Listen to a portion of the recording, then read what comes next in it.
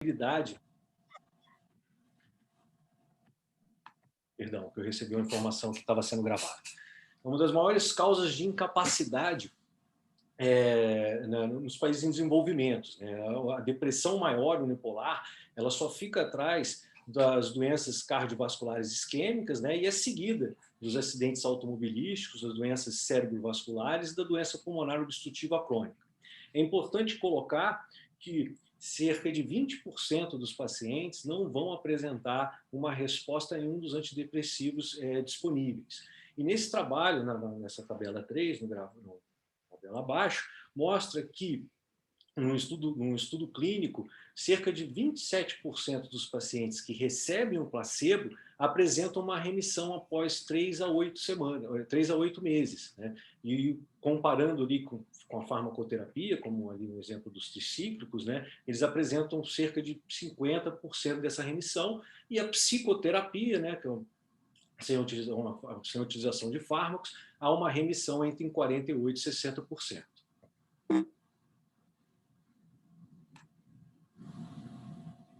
A depressão ela é uma condição caracterizada por tristeza, um desinteresse por atividades prazerosas, além de insônia, angústia, culpabilidade, distúrbios alimentares e pensamentos de morte. Entre as características da depressão, ocorrem alterações do humor, cujos os sintomas são tristezas, melancolia, uma solidão, uma apatia e anedonia, o desinteresse em realizar as tarefas, alterações cognitivas, como sentir-se inútil, um negativismo não merecedor, uma autoacusação, uma autorreprovação e distúrbios comportamentais, sejam distúrbios alimentares, como anorexia, o aumento da ingestão de alimentos, distúrbios do sono, como insônia e hiperinsônia, além da agitação psicomotora e perda de energia. E um forte sentimento autopunitivo, que resulta no desejo de fugir-se, esconder-se e por recorrentes planos de tentativas de suicídio. A depressão maior, a depressão unipolar, ela é caracterizada por esses sintomas elencados, que incluem a tristeza intensa e prolongada, o desinteresse por tarefas no trabalho, tarefas de lazer, sentimentos de culpa, de impotência, de abandono e inadequação, como eu falei, insônia e hiperinsônia, hipofagia ou hiperfagia, ocorre alteração do peso acima de 5% em um mês, a redução do libido, alterações hormonais na depressão maior, um retardo psicomotor, uma forma retardada, ou agitação, que é a forma agitada dessa depressão, fadiga ou perda de energia quase todos os dias, redução da capacidade de pensar, um alentecimento, ou concentrar-se, ou uma indecisão, e pensamentos recorrentes de morte, ideias suicidas, com ou sem plano específico, ou uma tentativa de suicídio. Esses sintomas que se apresentam por mais de 2 semanas e diariamente, fecha o diagnóstico da depressão. E é importante colocar que um diagnóstico da depressão ele é fundamental. Um diagnóstico mal feito corre o risco de um suicídio desse paciente. O risco de um suicídio é alto. Então, é importante realizar um bom diagnóstico, uma boa anamnese, um bom histórico clínico desse paciente para fechar esse quadro de depressão. E a depressão unipolar reativa, a depressão unipolar relativa, ela está associada a uma doença de base ou uma comorbidade, ou alguns eventos adversos que ocorrem na vida, como perda do ente querido, situações de estresse, desastres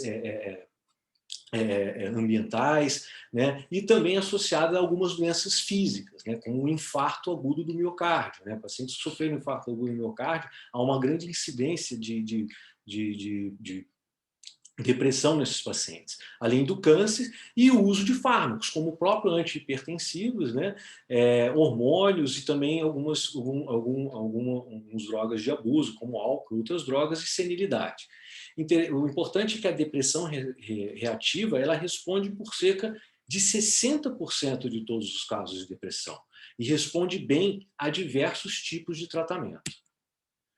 As distimias, elas é uma condição clínica similar à depressão maior, mas os sintomas são menos graves e mais crônicos, né? É uma melancolia ou um vazio, na maioria dos dias, ou por pelo menos 2 anos, e outros sintomas incluem uma baixa autoestima, fadiga e dificuldade de concentração. Então, nesse slide, ilustra, né, uma ilustração do que nós chamamos a cara de depressão, né, que é importante ter entender esses sintomas, esses sinais da depressão para fechar o diagnóstico desse paciente, né?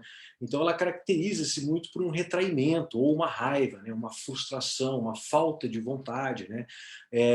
Esse humor deprimido e o sentimento de inutilidade, culpa, ela pode estar linkada a um abuso de fármacos, né, que é uma comorbidade comum também da depressão, né, maus hábitos nutricionais, né, que podem resultar na perda de massa corpórea ou num ganho, e há uma fadiga acentuada nesses pacientes, né? Uma queixa comum são os distúrbios de sono, além do retraimento que leva ao risco do suicídio desses pacientes. É importante colocar que os transtornos de ansiedade, eles possuem uma fisiopatologia subjacente aos distúrbios de depressão. Muitos pacientes que apresentam os transtornos de ansiedade evoluem para um processo depressivo, né? E esses transtornos incluem os transtornos de ansiedade generalizada, transtornos de estresse pós-traumático, transtorno de ansiedade de separação, transtorno obsessivo-compulsivo, fobia social e fobias específicas e o estresse agudo. Quando esses transtornos eles são passíveis de tratamento quando eles afetam a qualidade normal de vida do paciente. E não só isso, esses transtornos de ansiedade, eles são tratados com os fármacos utilizados para o tratamento da depressão, mostrando que há um mecanismo fisiopatológico comum entre esses dois distúrbios. A gênese da depressão, ela inclui um forte componente genético, entre 40% e 50% dos casos são decorrentes dessa susceptibilidade genética desses pacientes, nessa predisposição genética, e tem um componente, um fator importante ambiental também, fatores epigenéticos, né, que se desenvolvem desde um pré-natal até a juventude desses indivíduos, né, além de outros fatores ambientais, como luto, desastres naturais, situações de guerra, distúrbios alimentares, né, efeito de outras drogas, contribuem para o desenvolvimento da depressão, e não só isso, desencadeiam nesses pacientes geneticamente suscetíveis às síndromes depressivas. Nesse estudo, nesse gráfico, mostra uma incidência da depressão unipolar, né? Na verdade, no gráfico mostra a incidência bipolar e unipolar, mas mostra que a depressão maior, a unipolar, ela tem um forte componente genético. Quando nós observamos aí nas barras em marrom, indivíduos que têm um parente com depressão, eles têm uma chance 3 vezes maior de desenvolver uma depressão em relação aos indivíduos que não possuem um parente com um distúrbio do humor, com a depressão. E existem algumas hipóteses, né, para a fisiopatologia da depressão. Uma hipótese antiga e já corroborada por várias evidências é a hipótese monoaminérgica, né, que postula que a depressão ocorre por uma depressão, uma diminuição das concentrações das monoaminas, né, da serotonina, da noradrenalina e da dopamina, nas sinapses, né, serotoninérgicas, dopaminérgicas e noradrenérgicas. Essa hipótese, como eu falei, ela é corroborada por diversas evidências. Uma evidência importante que fortalece essa hipótese é que pacientes tratados com inibidores da recaptação de serotonina, quando são desprovidos de triptofano na sua dieta, que é o precursor, o aminoácido precursor da serotonina, ocorre uma recidiva dessa depressão. O mesmo ocorre também, no passado foi observado, né, quando eram utilizados reserpina no tratamento de algumas enfermidades, que leva à depressão das monoaminas também, esses pacientes sob o tratamento de reserpina também desenvolviam sintomas depressivos. E também há trabalhos indicando que animais nocaute para os receptores, para o transportador da serotonina, o transportador da noradrenalina, né, que são responsáveis pela recaptação dessas monoaminas, animais nocaute, eles não respondem aos inibidores seletivos da recaptação de monoaminas. Então, o quadro depressivo ele ocorre num desequilíbrio entre essas monoaminas. A noradrenalina, né, que tem um papel na energia, no desenvolvimento do estresse, a serotonina, né, no impulso desse indivíduo, e a dopamina, que, né, vai levar a uma iniciativa desse indivíduo. Então, um desequilíbrio entre a serotonina e a noradrenalina leva aos sintomas de ansiedade, irritabilidade, né, envolvidos na emoção, no humor, na cognição, e da dopamina, né, que é o principal neurotransmissor das vias extrapiramidais dos mamíferos, né, está relacionado aí com a iniciativa e o desequilíbrio com os outros neurotransmissores ao desenvolvimento desses sintomas depressivos envolvidos principalmente com os efeitos cognitivos. Então, essas vias, né, as vias serotoninérgicas, né, os núcleos da RAF, né, há um efluxo dessas vias serotoninérgicas para as estruturas do encéfalo, principalmente o hipocampo, o cingulado e o córtex, né? Então, uma disfunção nessas vias, né, desde o núcleo da RAF, leva aos distúrbios, né, a um distúrbio de depressão, leva aos sintomas depressivos. O mesmo nas vias noradrenérgicas, né? As vias noradrenérgicas, o locus coeruleus tem um papel importante nessas conexões, nesses efluxos, nessas vias adrenérgicas no sistema nervoso central, né? Seja no hipotálamo também, no cingulado, no córtex, né? E disfunções também nessa região, nessas neurotransmissões, levam aos sintomas depressivos. E as vias dopaminérgicas, né? Como eu falei, é o principal neurotransmissor do sistema extrapiramidal dos mamíferos, né? Então, a área tegmental ventral, né? Onde ocorre um efluxo dessas vias dopaminérgicas, né? Com a substância nigra, com o estriado e também com o córtex frontal, e disfunções, né? nessas neurotransmissões dopaminérgicas levam a um quadro também de depressão. Uma outra hipótese importante, né, que foi postulada no decorrer dos estudos na década passada é a hipótese neurotrófica. A hipótese neurotrófica, ela postula que fatores de crescimento de nervos têm um papel importante, como o BDNF, que é o fator derivado fator de crescimento derivado do encéfalo, tem um papel importante na resiliência, na plasticidade neuronal e na neurogênese. E pacientes, né, evidências que corroboram essa hipótese, né, pacientes e animais com estresse agudo, com dor somática e modelos animais de depressão e pacientes com depressão, há uma diminuição dos níveis do BDNF e também uma diminuição na neurogênese. Exames de imagem demonstram que esses pacientes há uma diminuição no volume de estruturas como o hipocampo, o cingulado e o córtex.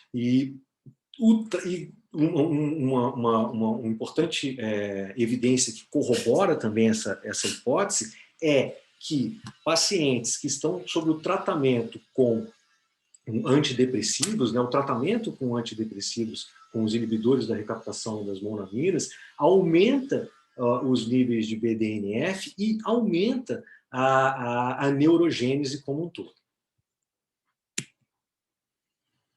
Então, aqui nessa ilustração, no painel A, mostra a importância do BDNF, também da monoamina e outros neurotransmissores, como o glutamato, mas chamando a atenção para o BDNF na neurogênese, né? Então, uma diminuição das concentrações de BDNF no sistema nervoso central, num estado deprimido, no paciente deprimido, há uma diminuição dos brotos dendríticos, há uma diminuição dessas sinapses, dessas conexões sinápticas, né, monaminérgicas, das monaminas. E num tratamento, né, o paciente no estado tratado, no painel B, há um aumento nessa neurogênese, um aumento dessas sinapses, uma maior expressão desses brotos dendríticos, né, com um aumento da neurogênese. Uma outra hipótese importante da fisiopatologia da depressão é a hipótese neuroendócrina. Já está demonstrado que o paciente com depressão exibe diversas anormalidades endócrinas, né? Uma bem já descrita é uma anormalidade no eixo hipotálamo-hipófise glândula suprarrenal, né? Pacientes com depressão maior, há um aumento do cortisol sérico, e não só isso, esse cortisol ele perde a capacidade de uma retroalimentação negativa de alça curta sobre a glândula, sobre a adenohipófise, a glândula pituitária, e também de alça longa sobre o hipotálamo. Então, há um aumento da liberação do hormônio liberador das corticotropinas pelo hipotálamo e do hormônio adenocorticotrópico pela glândula adenohipófise, o que aumenta essa concentração sérica do cortisol. Outros distúrbios hormonais que são observados também nos quadros de depressão envolvem os hormônios da tireoide, né? A glândula, pacientes com hipotireoidismo, né, geralmente apresentam efeitos, sintomas depressivos, né, que ocorrem uma remissão com o tratamento com os hormônios da tireoide, como a levotiroxina. E também hormônios sexuais, como os esteroides e as testosteronas, já está implicado também em alguns casos de depressão, né? Uma diminuição do estrogênio pós-parto e pós-menopausa está relacionado com quadros de depressão em mulheres. E também uma diminuição nas concentrações de testosterona em homens está relacionado também com sintomas depressivos. Então, nesse slide, ele mostra o papel do cortisol e de estruturas do hipotálamo na homeostasia desse eixo hipotalâmico suprarrenal, né? O cortisol ele exerce um efeito de feedback, de retroalimentação negativa, né, sobre a glândula pituitária, a adenohipófise, e também o núcleo paraventricular do hipotálamo, diminuindo a concentração por essa região do hormônio adenocorticotrópico e também do hormônio liberador das corticotropinas pelo hipotálamo. E não só isso, ele possui um efeito mínimo sobre o núcleo supraquiasmático, porque o núcleo supraquiasmático, ali representado pela letra SCN, ele tem um efeito modulador sobre o núcleo paraventricular, através da liberação do hormônio vasopressina, que além dos seus efeitos sistêmicos, ele age no núcleo paraventricular, modulando a liberação do hormônio do liberador das corticotropinas, o CRH, né? Com isso há uma diminuição também, um controle da síntese dos adenos corticotrópicos pela glândula adenohipófise e mantém em homeostasia esse eixo. Num paciente com depressão, o excesso de cortisol ele age sobre o núcleo supraquiasmático, isso leva a uma inibição desse controle modulador por esse núcleo, ele diminui a expressão e a síntese de vasopressina, que não vai mais exercer um efeito sobre o núcleo paraventricular, no controle da liberação do hormônio liberador adenocorticotrópico, e isso aumenta as concentrações também do hormônio adenocorticotrópico e o aumento do cortisol, o que contribui para esse aumento do cortisol sérico e a disfunção nessa retroalimentação negativa que o cortisol exerce sobre o hipotálamo e a glândula suprarrenal. É importante colocar também que todas essas hipóteses da fisiopatologia da depressão, elas não são mutuamente excludentes, né? Existe uma integração também entre essas hipóteses. Já foi demonstrado que no hipocampo há uma alta densidade de receptores de glicocorticoides. E o cortisol agindo nessa região, ele diminui a síntese de BDNF, o que contribui para uma diminuição dos fatores neurogênicos. Então, mostrando que há uma integração entre essas diversas hipóteses da fisiopatologia da depressão.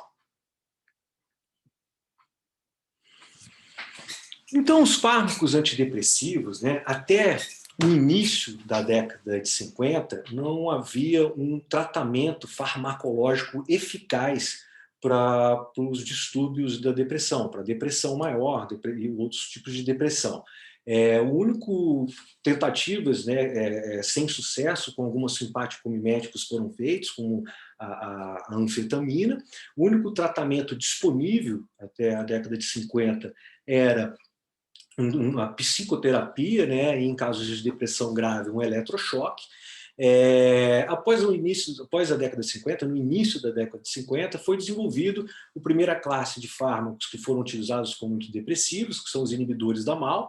Esses fármacos eles inibem essa enzima monoaminoxidase, responsável pela degradação das monoaminas, né, e com isso há um aumento da concentração dessas monoaminas na fenda sináptica, que vão agir não só no sistema nervoso central, não só no sistema nervoso central, como também no sistema nervoso periférico, né? E na periferia, o que acaba acarretando uma série de efeitos adversos, principalmente efeitos adversos cardiovasculares, como o aumento da pressão arterial. Em seguida, foram desenvolvidos os antidepressivos tricíclicos, que teve como protótipo da classe a imipramina. Esses fármacos, eles são fármacos que inibem a recaptação das monoaminas, da noradrenalina e da serotonina, e aumentam as concentrações dessas monoaminas nas fendas sinápticas. No entanto, esses fármacos também agem, né, em outros locais, em outros receptores, como eles são antagonistas muscarínicos, né? Isso leva a diversos efeitos adversos desse antagonismo do sistema nervoso parasimpático, né, como xerostomia, visão turva, taquicardia, uma constipação e continência urinária. Também possuem efeitos, esses antidepressivos tricíclicos, como antagonistas estaminérgicos, agindo em receptores H1, o que leva o que gera um efeito adverso de sedação, né? Esses pacientes apresentam um efeito sedativo, e também um antagonismo adrenérgico alfa-1, né, que contribui para alterações cardiovasculares, né, como a diminuição da pressão arterial e uma hipotensão ortostática que esses pacientes apresentam. Então, os inibidores, os fármacos, os antidepressivos modernos, né, de segunda geração, eles são inibidores seletivos, né, da recaptação de monoaminas, ou seja, eles agem apenas agindo na recaptação de monoaminas. Eles não têm ação nesses receptores muscarínicos, receptores estaminérgicos e receptores adrenérgicos. Quais são esses inibidores? São os inibidores seletivos da recaptação de serotonina, os inibidores seletivos da recaptação de noradrenalina, os inibidores seletivos da recaptação de dopamina e noradrenalina, e os inibidores seletivos da recaptação de serotonina e noradrenalina. Então, inicialmente, os inibidores seletivos da recaptação de serotonina, essa classe de fármacos, né, eles foram desenvolvidos a partir da década de 80, foi uma intenso pesquisa de desenvolvimento para chegar a um fármaco que apresentava uma seletividade na recaptação da serotonina, mas não possuía ação sobre outros alvos, outros receptores, como os receptores da acetilcolina, da histamina e da noradrenalina. O protótipo desses fármacos foi a fluoxetina, né, seguido da sertralina, da paroxetina, do citalopram e citalopram, e a fluvoxina, são os primeiros fármacos ainda muito utilizados da classe, e mais tarde foram sintetizados a vilazodona e a vortioxetina. Todos esses fármacos, eles possuem uma maior segurança em relação aos antidepressivos tricíclicos, né, em relação aos seus efeitos adversos, e também uma maior eficácia no controle do distúrbio da depressão. Características importantes comum a todos os fármacos da classe incluem uma eficácia aguda e uma eficácia de manutenção a longo prazo, em pacientes que fazem uso crônico, né, desses fármacos. Uma curva dose-resposta máxima semelhante entre os fármacos dessa classe, uma curva dose-resposta crescente para os efeitos adversos, perfil de efeitos adversos consistentes com excesso de agonismo da serotonina. Então, todos eles apresentam os efeitos adversos decorrentes desse aumento das concentrações de serotonina, né? E todos eles apresentam uma inibição da recaptação cerca de 60% a 80% nas doses terapêuticas, né? E são eficazes tanto na depressão quanto em transtornos de ansiedade. Inclusive, esses fármacos hoje são fármacos de primeira linha para o tratamento dos transtornos de ansiedade.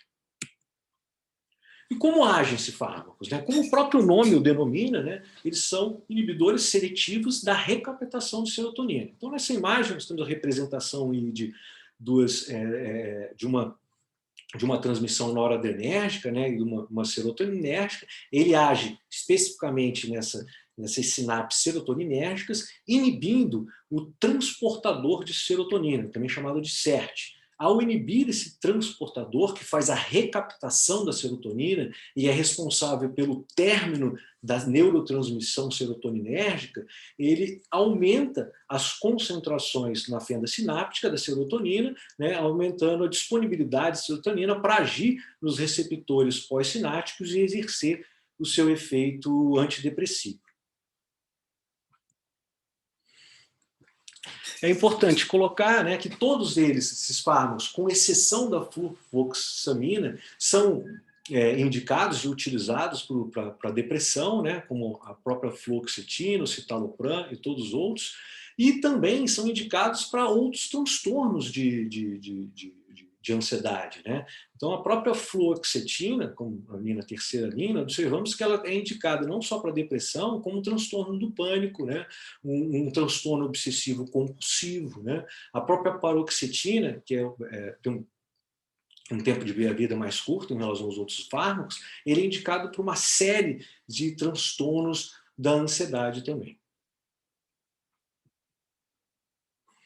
É importante colocar que há uma prescrição desses fármacos off-label. Esses fármacos, os inibidores seletivos da recaptação de serotonina, eles são prescritos para dor crônica, como artrite reumatoide, principalmente a paroxetina e o estalopram, né, para ejaculação precoce, que é um efeito adverso do uso desses fármacos, né, e são utilizados com essa finalidade em algumas situações clínicas, né, a paroxetina, a fluoxetina, né, a própria sertralina e o citalopram, e também como para fogachos, né, que são essas ondas de calor na menopausa, que eles são indicados também como citalopram e a paroxetina. Todos esses fármacos inibidores da recaptação das serotoninas estão disponíveis na forma farmacêutica para administração por via oral. Eles possuem uma boa absorção pela via oral, uma alta biodisponibilidade, né?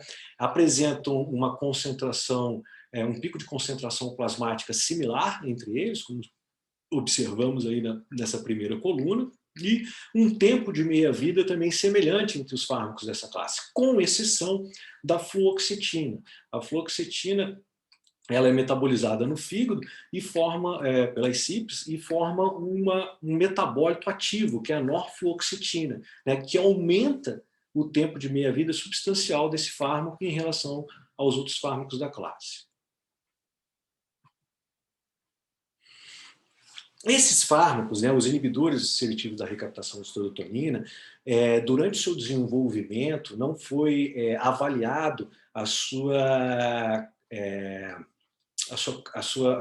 ação inibitória ou de induzir as CYPs, né? Então, essa informação ela foi ela foi originada na farmacovigilância desses fármacos, né, principalmente decorrente da grande interação medicamentosa que ocorria na utilização desses fármacos, né? Então, o que nós observamos aí nessa tabela são algumas isoformas de CYP, né, e chama atenção para a CYP2D6, né, que é inibida pela grande parte dos fármacos da classe, com exceção da fluvoxamina, e a própria fluoxetina, que é o protótipo, ela inibe várias isoformas das CYP2D6.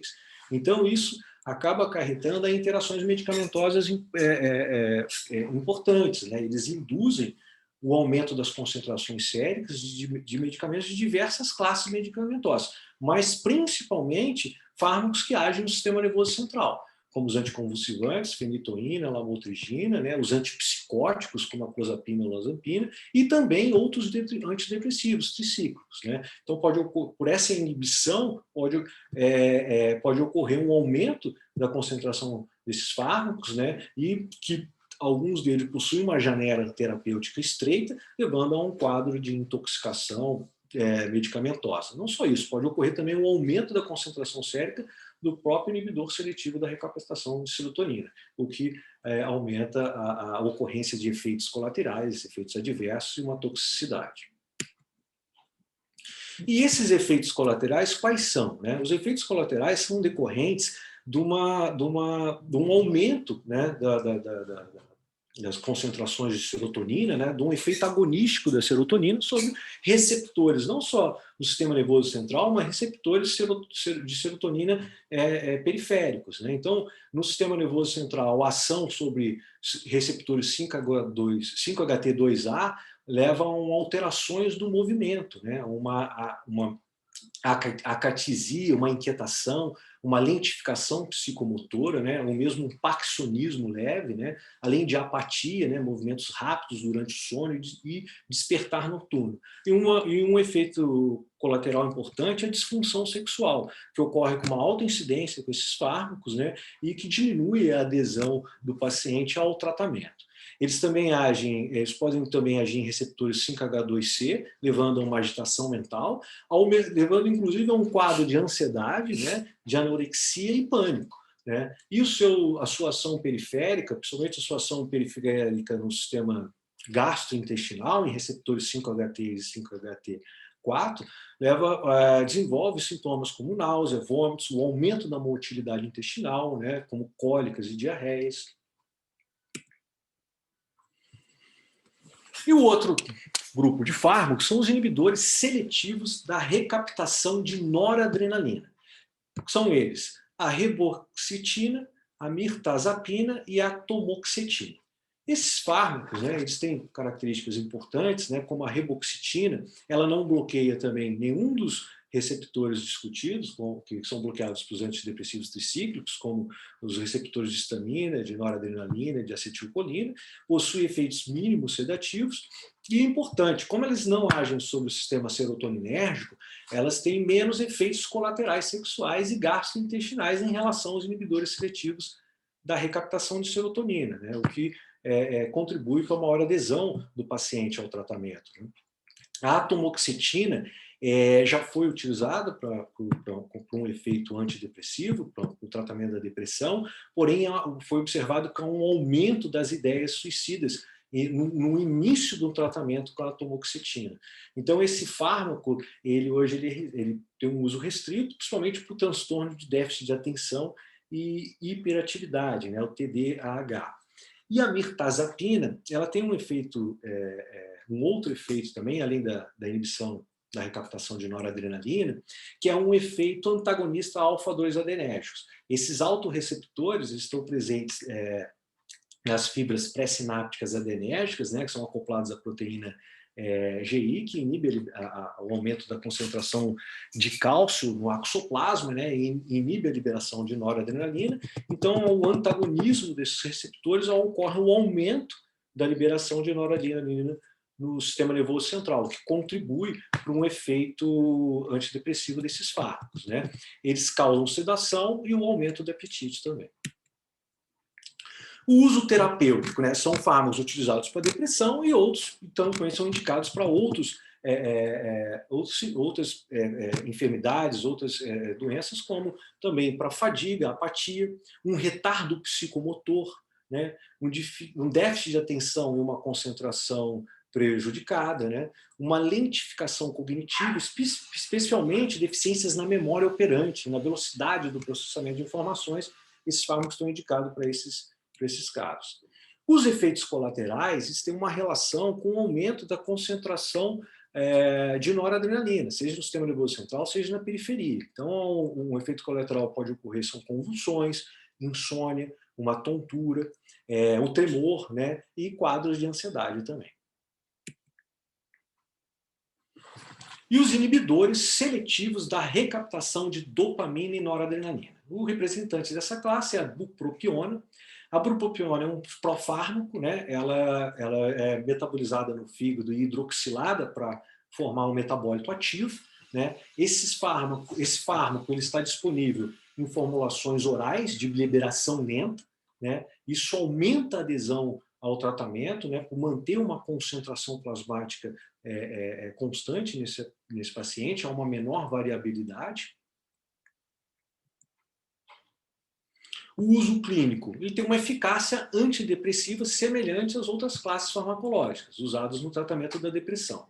O uso clínico para diminuição, um uso clínico importante, ele é utilizado para diminuição do desejo associado à interrupção do tabaco.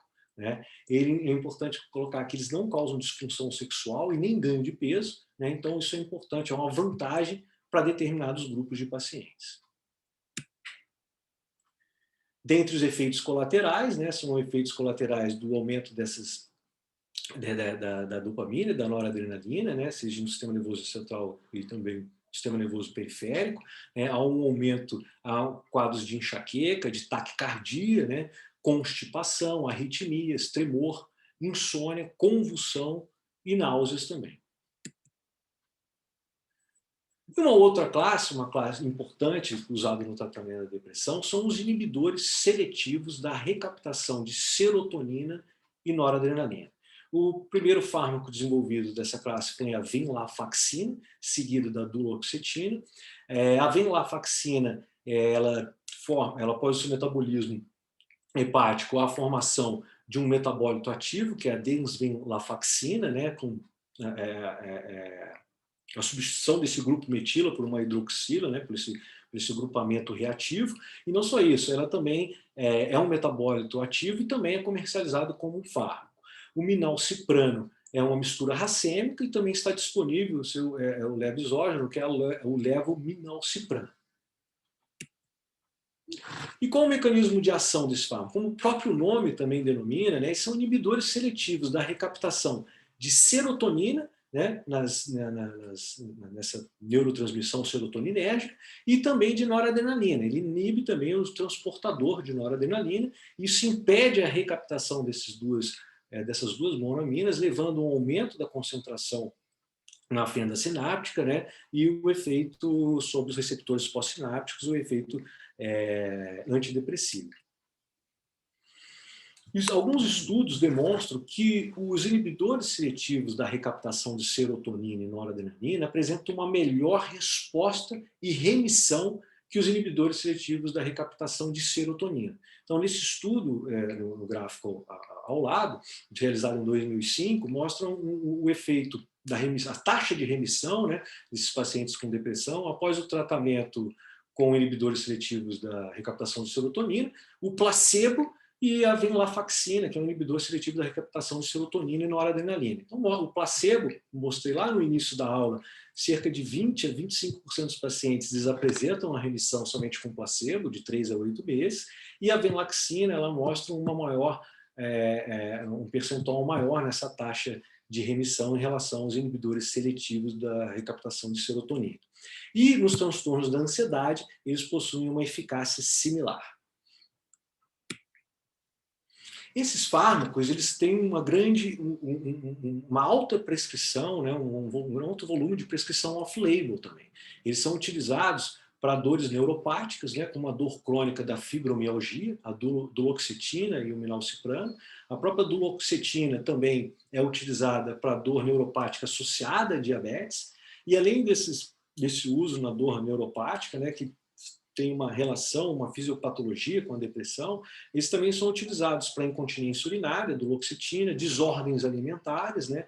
Também são utilizados para fogacho, assim como os inibidores seletivos da recaptação de serotonina, e são fármacos que são utilizados para prevenção das crises de enxaqueca, como a duloxetina e a venlafaxina.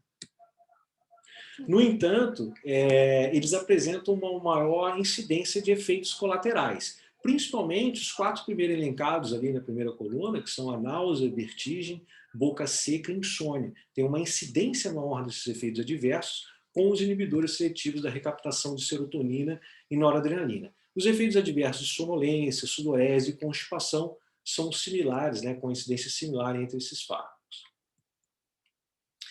É importante colocar que os inibidores seletivos de recaptação de monoaminas são classes farmacológicas seguras, não sendo relatados casos significativos de superdosagem em intoxicações agudas.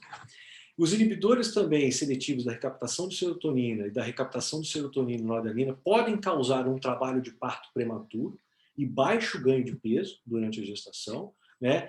No entanto, deve-se avaliar o risco-benefício de um tratamento de uma gestante para depressão, né, somente na avaliação de uma progressão desse distúrbio depressivo que pode se agravar no pós-parto. Esse gráfico ele demonstra, publicado em 2019, um estudo que foi feito em 15 anos, mostrando que ocorre um aumento expressivo, né, no consumo de antidepressivos em vários locais do planeta, né? Então, a barra em preto mostra o número, a quantidade, né, o consumo no ano 2000, e a barra em azul mostra o consumo em 2015, mostrando que alguns países desse período de 15 anos dobrou o consumo desses fármacos, desses antidepressivos. A descontinuação do uso desses medicamentos é importante porque eles geram uma síndrome de abstinência, né, que tem como sintomas náusea, vômito, irritabilidade, uma agressividade e taquicardia. Os fármacos de meia-vida mais curta possuem o maior risco dessa síndrome de abstinência, por retirada abrupta desse fármaco, como a paroxetina, diferente da fluoxetina, que ela pode ser retirada abruptamente porque ela apresenta um metabólito ativo, que é a norfluoxetina, que mantém ainda, né, uma concentração sérica, então isso permite uma retirada abrupta da fluoxetina. No entanto, todos os outros fármacos da classe deve ter uma descontinuação, ela deve ser progressiva, gradual. E finalizo com um caso clínico, né? Um paciente VSP, masculino, 40 anos de idade, foi diagnosticado recentemente com depressão maior, tendo sido prescrito o escitalopram, 10 mg por dia, o Lexapro, nome comercial. O paciente relata apenas uma discreta melhora do quadro depressivo após 2 semanas de início de tratamento e quer interromper o tratamento ou aumentar a dose. Como orientar esse paciente? O que dizer a esse paciente? É importante colocar esse paciente que o tratamento com os inibidores seletivos da monoaminas, ele apresenta o que a gente chama de defasagem terapêutica. Por que isso? Principalmente os inibidores seletivos da recaptação de serotonina. Esses fármacos, quando eles inibem a recaptação, né, há um aumento da serotonina na fenda sináptica, que vai agir nos receptores pós-sinápticos e exercer o seu efeito farmacológico, mas agem também em autorreceptores serotoninérgicos, 5-HT1, nas fibras pré-sinápticas. Isso leva a uma diminuição da liberação de serotonina, do neurotransmissor. Então, um paciente no início do tratamento, ele pode ocorrer um nível de serotonina que semelhante antes do tratamento com esse fármaco. No entanto, a longo prazo, após 3 a 4 semanas, ocorre um down regulation, como está mostrando aí nesse gráfico, né, à esquerda ali mostrando o início do tratamento, né, você tem um número de autorreceptores expressivo, né, na linha em laranja mostrando uma quantidade diminuída de de neurotransmissores. O início do tratamento, você aumenta esses neurotransmissores, mas não possui um efeito ainda, uma resposta clínica. Por quê? Porque ele está agindo no autorreceptores, que está impedindo a liberação de serotonina. No entanto, com o tratamento contínuo, esses receptores eles sofrem uma hiporregulação, uma dessensibilização. E aí passa a exercer, o efeito começa o efeito farmacológico inicia-se. Não só isso, é importante colocar que essa hiporregulação, essa dessensibilização não ocorre com receptores pós-sinápticos e também os inibidores seletivos da recaptação de serotonina, eles diminuem a expressão do transportador de serotonina, o que contribui também para esse efeito farmacológico desses fármacos. É importante saber que os benefícios da medicação aparecem lentamente. Então, pode demorar até 8 semanas para o início dos efeitos, né? Inclusive, esse é um período em que você tem que se não ocorrer um efeito, deve-se avaliar para uma mudança na classe farmacológica dos antidepressivos, né? Deve-se orientar os pacientes que eles só funcionam tomados todos os dias, e que ele não deve deixar de tomar o paciente esse fármaco após se sentir melhor, né? E os efeitos colaterais secundários, eles são comuns e grande parte deles, geralmente, eles melhoram com o tempo. Muito obrigado, um bom dia a todos.